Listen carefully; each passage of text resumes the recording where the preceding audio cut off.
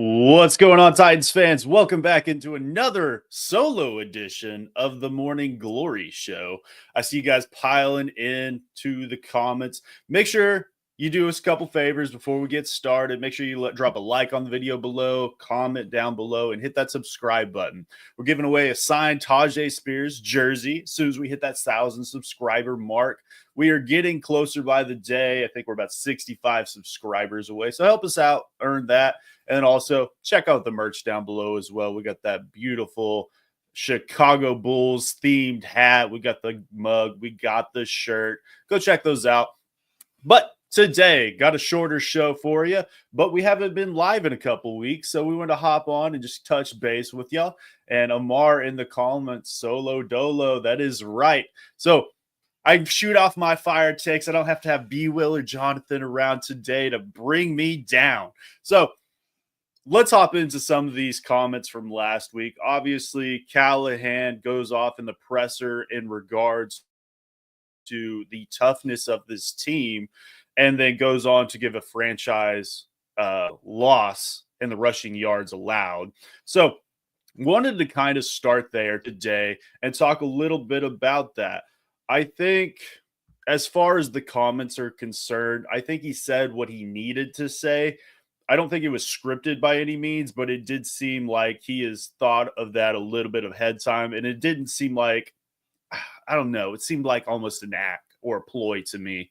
But I think he said what needed to be said, and he's got to keep this team behind him, or he'll end up without a job here in the next 12 months or so. I'm on the wagon as of right now to keep Callahan for another season, regardless of what happens in these next 2 weeks. And I think that's what gets into this next part of this conversation is how is he done as a head coach of developing these acquisitions that Ran Carthon has brought on these last couple of years. Obviously, Callahan's in his first year, so he was a part of that Vrabel era.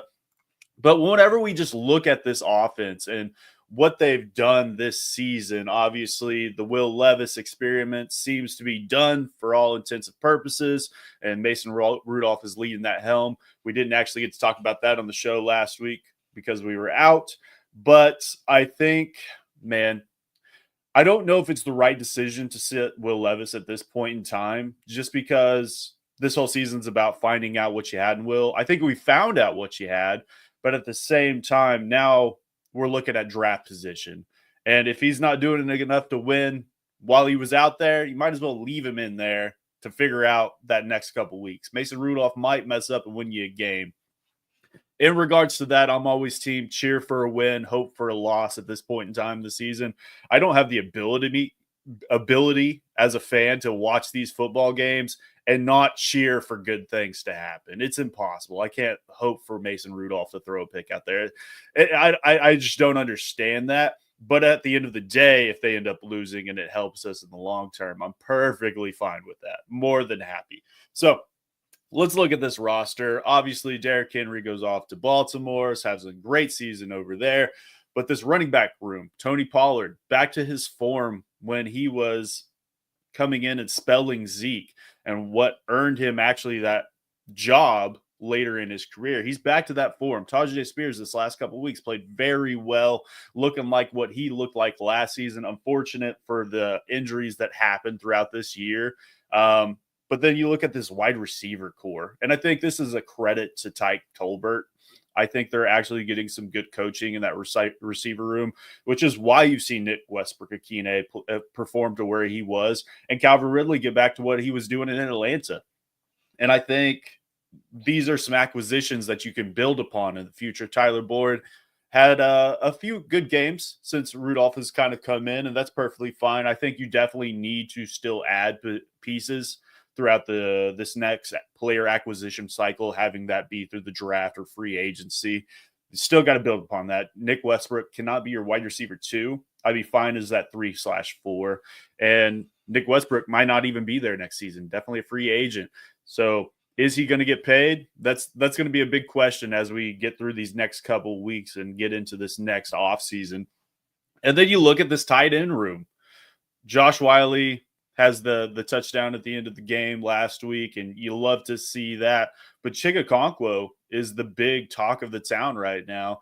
After having a career performance this last week, a lot of it was those check downs. The game is out of reach, and they allowed us to kind of get back into that towards the end. But at the end of the day, I think that game was sealed almost from the get-go. You can't let Jonathan Taylor run over you as well as he did, and Anthony Richardson to actually have a great game. So I think the tight ends have been very good. And then you get into that offensive line. So obviously the right tackle position is a black hole. You do not have the talent to last there, and that'll be fixed in the offseason. Is probably the biggest need, that and edge. We know that. But you look at J.C. Latham and how he's performed, had a great game this last week, kind of had a little slump there for a little bit. But when you look at Ran Carthon and what he was asked to do this offseason, he brought in a left tackle that might be better than Joel. And there's a lot of people out there that were very low on J.C. Latham in that regards and had him as a tier lower. And I'm one of those people, and I can't say enough about what Carthon did through the draft this year. Then Peter Skoronski, one of this last little stretch he has is he's been playing at an all-pro level. I think he has been amazing, not allowing a pressure in the last 2 to 3 weeks. I know it's been at least 2 weeks, and that's just a testament of what he's kind of getting there from the coaching. I think it's starting to click with that Callahan system, and it's very diverse, and I think it just took him a little bit of time to come along with it. But now I think we've got a cornerstone piece at that left guard position. And then shout out to Daniel Brunskill. Daniel Brunskill is just NWY, but center at this point in time. You just put him out there. I haven't noticed him at all. He's played very well.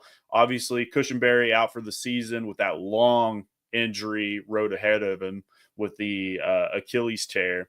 So this is the guy that might not be ready at the start of next year, potentially. It's going to be a long road ahead for him.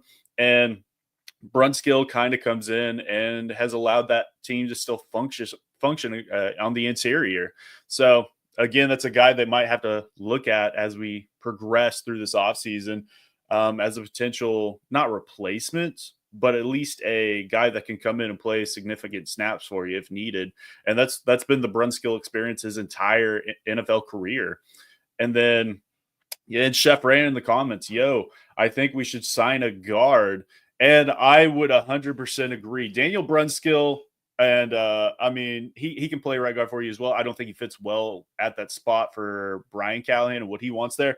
But Dylan Radins, even with him having what I'll call a career year, I think it's he didn't have a lot to improve upon coming into the season to say it was a career year. But he's done a good job at spurts. But there's still a lot of things I would like to see from him. You get him in space, and he's absolutely a people mover. But it's the little things that I think that probably just won't ever fully click. So I 100% agree. I think you should pull in a right guard and a right tackle this offseason. And there are a lot of these tackle to guard prospects in this draft, I'll say, especially high in the draft. There's a lot of length questions as far as arm length goes, and a lot of these guys are going to get kicked inside. So I think right guard is definitely a position you could address in the draft and potentially day 3 and get a guy that might be able to come in and play some snaps early. I don't know if I'm using any premium capital, we'll say, in day 1 or day 2 on another guard. But right tackle has to be fixed, and it might just be a guy that you bring in for a short-term deal that can kind of fill it out. And you might be looking at that in the next year's draft potentially. So I think as you look at this offense in totality, though, I think you look at those guys and there's been improvement. I think as a developmental side of things, I think there's been a lot of guys that have gotten better along this offensive side. And that tells me enough to say, hey, let's bring Callahan back for another year. And I think a lot of it comes down to this assistant coaching staff that he's brought upon him with him. Just because there has been some we know the talent hasn't been there in years past since J-Rob has really exited the building. I see hope, at least. I think there's two key spots that are draining this team on the offensive side of the ball, and that's right tackle and obviously quarterback. And we could even hop into the discussion: is this team we need to talk draft QBs badly, and we're hopping into it. Yeah, we got comments as of yesterday, or maybe it was day before yesterday, I believe, where Buck is saying, hey, this team isn't interested in any of these quarterbacks in the upper end, which would be a Shador Sanders, a Jalen Milrow, a Cam Ward, Drew Aller's going back to school, Garrett Nussmeier's going back to school. There's a lot of good prospects that are returning that will make next year's class even better. Because then you can look at the guys like maybe Nico comes out, maybe Manning comes out. It's going to be a stacked class then. But then you get TD, Teron Davenport, comes out and says, hey, I wouldn't be surprised. And if you guys have been around long enough, TD came on the show last offseason and talked draft around, I think it was about March, maybe early April before the draft. And he brought up guys like J.C. Latham and T'Vondre Sweat and how they would fit in this scheme. And we kind of just pushed it off to the side. Okay, that's fine. And then they ended up with both of them. So as far as draft media concerns for the Titans go, TD he's proven himself to me. So I think this team is very interested in Shador. I don't think Cam Ward fits this scheme at all and what Brian Callahan wants to do out there. And I'm very high on Shador myself. There was points in time last season I had him over Caleb Williams and Jaden Daniels. I didn't finish that way, but I still really like Shador. I think he can win. I love the pedigree. And we can talk about Prime too. I think Prime would be happy to let his son come here. And for these people that hate Prime, I wish I could give credit to the Twitter post that I saw yesterday, but this is a guy that they don't like because of his antics when he was in the league. But this is a guy that's talked about it on many times that he wants his people in the room when they're doing their discussions on time, 5 minutes early. Love that. And if you're late, he'll send you out. He's going to ask you to pull up your pants. He's going to give you those little life lessons, not only about football. And he's a hard worker, and you love that. I personally love it. I don't get the Prime hate and there's Shador hate. But then we go back to this right tackle position. If you are putting him behind a black hole on that right side, it's going to look a lot like Colorado did, not this season, but last season, when Shador was getting hit nearly every play. That would be one of the biggest knocks on Shador, is he does hold the ball a little bit long, but at the same time, he's hyper accurate and he's a big play waiting to happen. So I love the pedigree. I'm happy with Shador, and we can talk about what is how do you end up with Shador? Because as of right now, the Tennessee Titans, they're picking fourth if the draft was to happen today, behind the New York Giants, the New England Patriots, and the Jacksonville Jaguars. So these next 2 weeks are going to be very important with that. I know the Giants play the Colts this week, and I believe they are in New York. So crazier things could happen. Anthony Richardson who did pop up in the injury report yesterday. I didn't see what it was and what the concern is there. But if the Giants somehow win that game, that could be huge. I forget who they play the next week. I believe it's Philadelphia, and somebody in the comments can correct me if I'm wrong. But we've seen that happen a lot of times where people are completely out of it and win these meaningless games, and that seems very Giants to me. And Philadelphia might be resting their starters. So more than likely, the Giants probably lose out and get that first overall pick.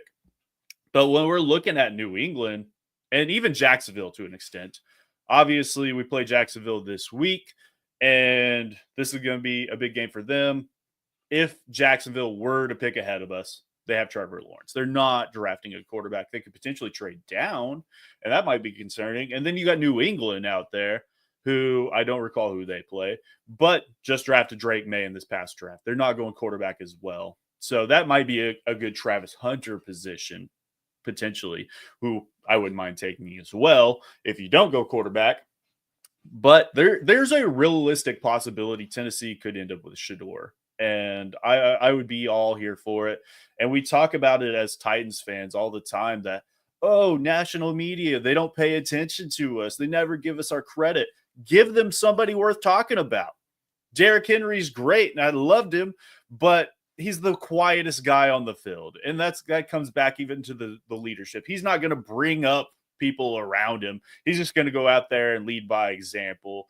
And at certain points in time, you got to bring in that moxie. And Shador does that. He's going to get you views in national media. So ticket sales can go up with this new stadium. Jersey sales can go up. So Amy Adams is happy, which could potentially keep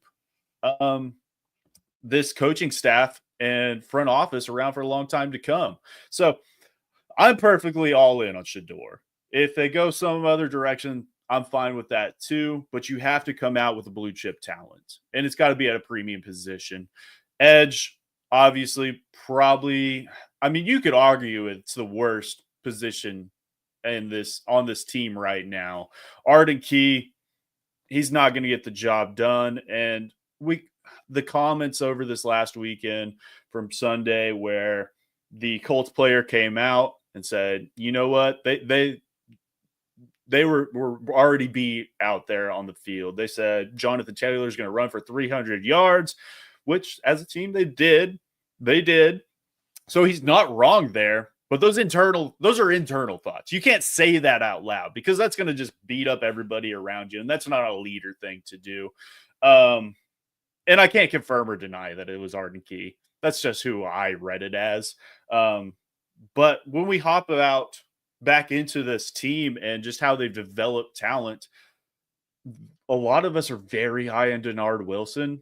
But when you look at it from just a player-by-player standpoint, Sebastian Joseph Day, I think, has played very well. T'Vondre Sweat obviously got poked in the eye this last week and had that swell up. He played through a lot of pain out there. That sucks. But as a whole, I think T'Vondre Sweat has been very good throughout the season. Jeffrey Simmons, I wouldn't say he's gotten better or worse. He's just been Jeffrey Simmons. I think you could arguably say he's gotten a little bit worse just based off these idiotic penalties that happen out there. And I think at the end of the day, he has to fix that if this team wants to get better and be a leader by example. When we talk about Derrick Henry, him doing that, Jeffrey Simmons, he's a talker, but at the same time, you got to go out there and play like a blue chip talent. And there's been spurts of it throughout the season, but that's been the Jeffrey Simmons experience. This edge group is abysmal, though. You bring in Jalen Harrell, who wasn't great at Michigan either, and there's a reason he was a 7th round pick, and that's your third rotational piece out there. That's not good, guys. That's really not good. Harold Landry has been good through spurts, but I think his best years are behind him, unfortunately. I think he can be still a good number 2, but you got to have a number 1, and Arden Key's not close to that at all. There's going to be those spurts where Arden Key could be a good 3. Don't get me wrong there. That situational pass rusher where he can use his frame, that small, wiry frame, to just beat tackles with his speed. I love that. But you got to have somebody else. And maybe that's an Abdul Carter. There's a lot of great pieces that I think could be there in the second round. James Pierce, I know Vols fans love them some James Pierce. Might be in there in the second round. He has that physical speed to power that he brings to the table that could get him drafted higher in the first round potentially. But he is a liability in the run game at this point in time. So that could give him a knock too. So maybe he's there in the second round. Maybe Princely out of Ole Miss is there. There's a lot of great talent in this edge group this year, even later into the draft. So I think edge will be addressed, and I think it's going to be multiple pieces that they bring in there to address the position. But at the same time, we have not elevated the talent in that edge group either. So that's a concern for me. This inside linebacker group has just been beaten to hell. Cedric Gray, I mean, he was on IR to start the season. Kenneth Murray's on IR now. Jack Gibbons is on IR. They traded away. Name is escaping me right now. Somebody in the comments can post it. Jerome Baker has been awful. So bad. So you got to see a lot of James Williams and Cedric Gray out there this past week. And I think they just looked like what we thought they would look like. James Williams looks like a safety move. Ernest Jones, thank you, Chef Fran. I think James Williams looked like a safety that you moved to linebacker, and there were spurts and times, especially in that first drive where they came in, where he looked really good, but the just overall feel for the position isn't quite there yet. I think athletically, you give him another year or two, and he'll be great there. And then you go back to Cedric Gray, and I think the biggest concern there was just functional strength for the position, which is why you didn't hear a lot about him, I think, as we progressed through. Once the pads came on, I think that's why he kind of was not in favor with this defensive coaching staff, and they kind of pushed him down a little bit. But his feel for the game is it's there. And that's why he was getting those tackles. He was just getting to him a little bit later than he needs to. And I think this is a guy that maybe start of next season, you can put him in at that will position and allow him to get those tackles and let him flow to the ball and do what he does well. I think that's highly likely. But you got to have another guy out there. And maybe that's Kenneth Murray. Maybe he can come back and do that.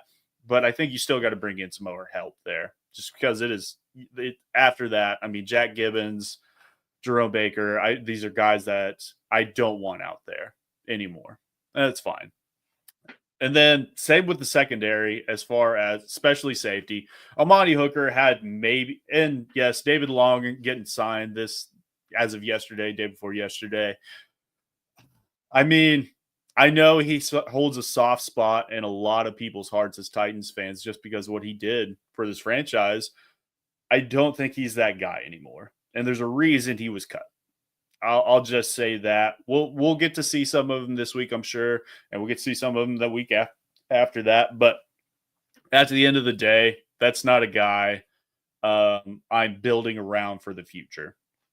Health is the biggest concern. We can get back in the Mike Vrabel soft-ish guys. I mean, he was the leading of that category, him and Kyle Phillips. So I'm not building around him. But back to the safeties, I think Amani Hooker may have had his worst game of the season, but maybe in totality, his best year of his career. So I think that's once you hop into the secondary, this is what Denard Wilson has done very well. Even guys like Darrell Baker has played very well. And then you get Jarvis Brownlee, who fit this scheme to a T. And we talked about it all offseason, before the draft and after the draft, that he was going to come and play very well. And he has done just that. Still a rookie at times, and that shows. And that's fine. He's going to get better there. Roger McCreary, I think, has had a career year as well. Still kind of beat up there in his own right. But then you get guys like Daryl Worley out there who have played very well. And you can't knock that. So with this player acquisition that we've had with L'Jarius Sneed, Chidobe Awuzie, you bring in these guys like Quandre Diggs and Jamal Adams, and you spend this capital on them. And we're getting what we were kind of wanting out of them, out of these younger, cheaper players. So that tells me that Denard Wilson does well what he was supposed to do well, was change the secondary. And that's something that gives me lots of props to him. It's everything else around him. I think Tracy Rocker and what is his name? I don't know. Ben Bloom. I think they could do better. Frank Bush has not impressed me at all, really, at this point in time.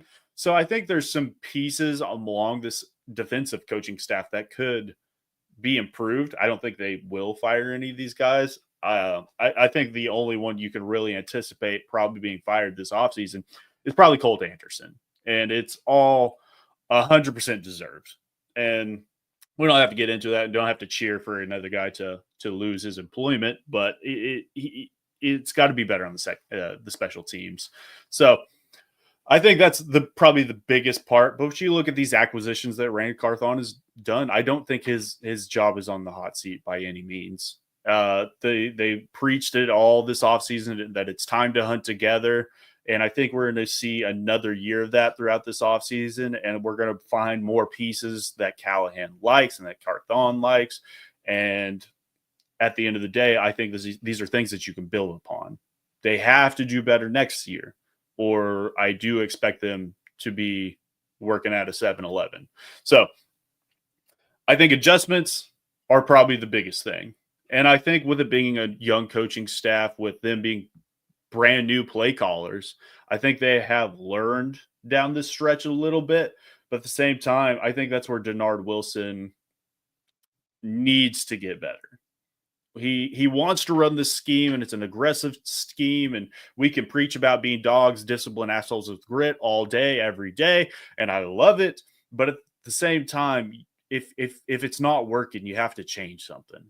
And I think that's probably the biggest thing for Denard, and that can go back to the Washington game, that can go back to the Green Bay game, that can go back to this Colts game just this past Sunday. There are times where he just needs to change what he's doing on the fly.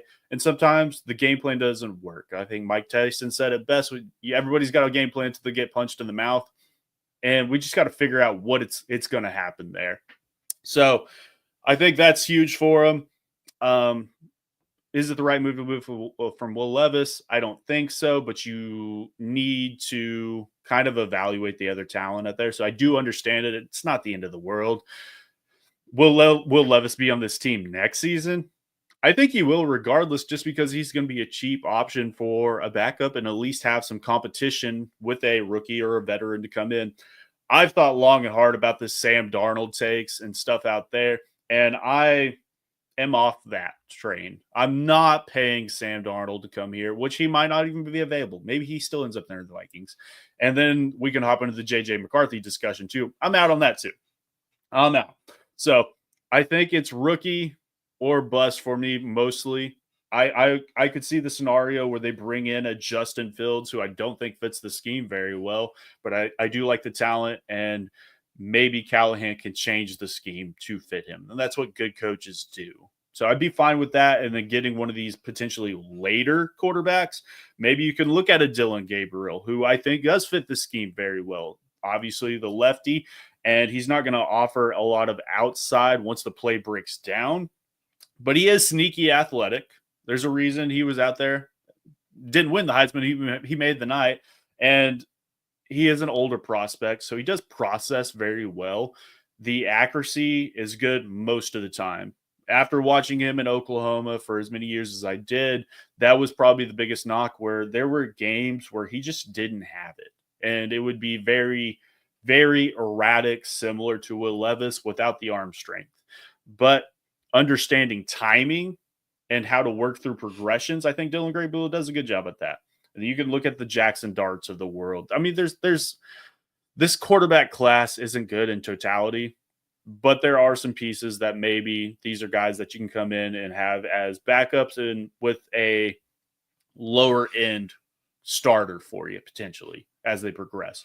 So bringing in a Justin Fields and one of these guys to progress and have at least a competition with them and Will Levis, I'm fine with that. And then once we get to those 53-man cuts, hey, maybe Will Levis doesn't make the roster. Maybe this rookie doesn't make the roster, and you move on. At the end of the day, are you comfortable with that? I would prefer a Shedeur Sanders out there. Bill Sparks in the comments. Shout out to Bill. And while I'm talking about it, check out NFL Draft Fanatics, No IN Fanatics. We're going live basically every single day, bringing you draft content.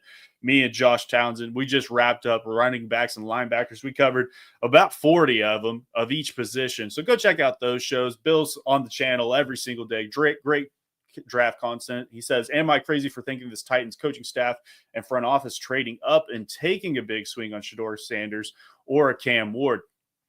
I think Cam Ward doesn't fit this scheme. I do love the calmness that Ward brings into his game. But watching him at Washington, I haven't watched a lot of Miami this year, but watching him at Washington State, I think you saw a lot of that, and it just was elevated to a new level in Miami with the talent around him. Maybe he does the same thing at the NFL level, but there's far too many turnover-worthy plays for me, and a lot of it comes from out of structure.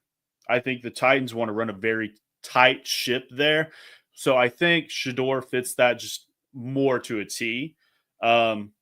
Bringing in that accuracy. I mean, maybe he can be Joe Burrow-esque. I don't think he's Joe Burrow. I think he's Joe Burrow-esque in his game, and I think that's something that's going to attract Callahan very much. I could see the potential of them trading up, and I think Rand Carthon has done a good job of really listening to fans first and foremost and getting those players. I don't think he's afraid to move up. I think he's afraid to move down far too often. And I could see the potential where they move up a few spots and try to get Shedeur. But who are they trading with? Is it New York? I think that could be – I think that's probably the consensus 101 at this point in time, who need a quarterback desperately. And you can't tell me that they wouldn't love having the views of a Shedeur in prime time out there. So I think that's their biggest competition. Jacksonville above us right now, that's not happening. They're not doing an in-conference trade there, in-division trade. And then New England. Maybe New England. I could be talked into that one if New York was to potentially take a Cam Ward 101. Maybe they move up to the 2 spot to draft Shedeur. But at the same time, if it's stacked up as it is right now, you don't have to worry about those 2 other teams drafting a quarterback as is. But you could see them trading out. And then you're left with your dick in your hand.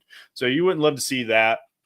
At the end of the day, I think this team and this coaching staff is getting better. I think it looks awful right now. I think there's big holes still left on this roster. And as we build out this depth is probably the biggest thing. You got to get the upper end talent at right tackle and quarterback and edge. But once nobody's healthy throughout the entire season. It would be miraculous. So you have to get these pieces that fit the scheme as well. And I think that's one of the biggest holes right now too. So as we pass through this next draft and even the draft after that, I think that's when you can really turn this corner. If they hit everything right this offseason, maybe they're in that wild card. Maybe they can beat the Texans, as they already did this season. Who they play again next week at home, who could potentially sit their starters. So that's going to be a big game as well. But I appreciate everybody that's been in the comments today. Great show. And I just get to rant and rave today. So I was perfectly happy with that. But yeah, do us a favor. Make sure you hit that subscribe button down below. We'll give away that signed Tajay Spears jersey as soon as we hit that 1,000 subscriber mark. We'll get there anytime now. I'm super excited for these next 2 weeks to be done, so I don't have to waste my Sundays on this team.